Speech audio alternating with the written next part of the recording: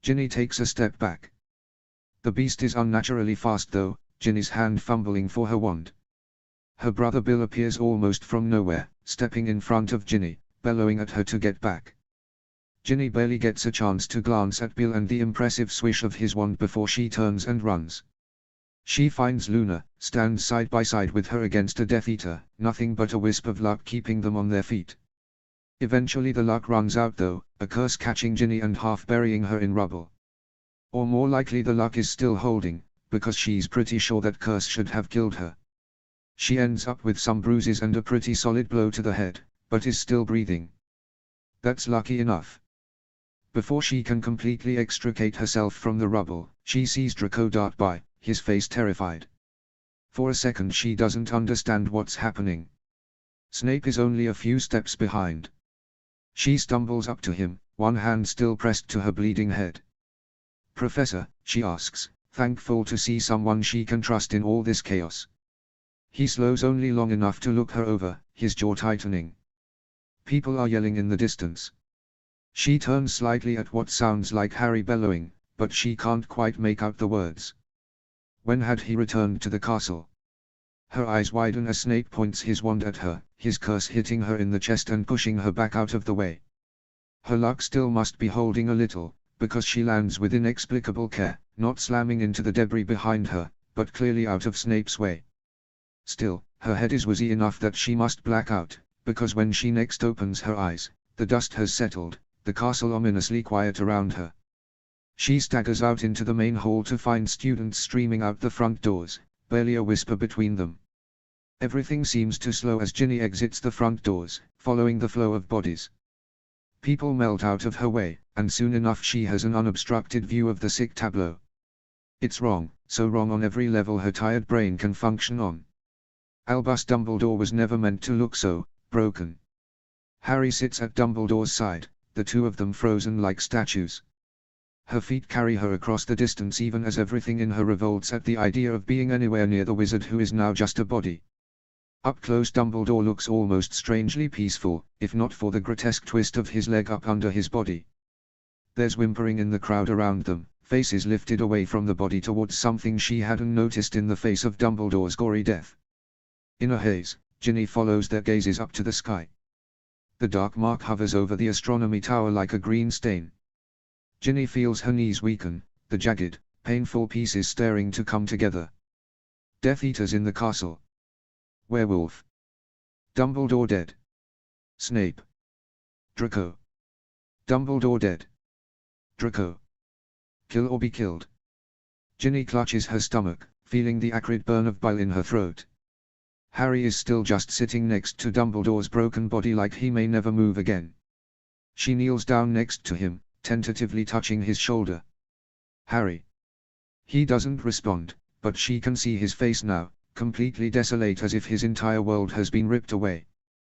The whispers around them are getting louder, people pressing closer, and Ginny is filled with the urge to get Harry away from all of this. "Come on, Harry," she says gently, wrapping an arm around him. He doesn't protest, letting her urge him to his feet like his body is just going through the motions. She carefully guides him through the crowd and up to the entryway. They don't talk on their way up through the castle, just hold on to each other as they climb around debris, step over spots of what looks suspiciously like blood. She thinks Harry's body next to hers may be the only thing that keeps her moving. "You're bleeding," Harry says as they near the entrance to the hospital wing, the first sign that he even knows she is here. The circumstances are horrific and surreal enough that it takes Ginny a moment to understand what he's talking about. She swipes at the blood now mixing with tears down her cheek. When had she started crying? "I'm okay," she says, voice hoarse. He regards her for a long moment, as if his brain is taking a bit of time to process something. Frankly, she's relieved to see him beginning to come back into focus. She drops her arm from his back, assuming he doesn't need her help anymore. He surprises her by catching her hand as she tries to step away. "Harry," she asks. He touches her face, a ghost of sensation just below her injury. "You're sure you're okay?" She nods, her throat feeling thick. "I was lucky." He looks like he wants to say something more, but instead closes his eyes for a moment, taking a breath like he's gathering himself up to do something.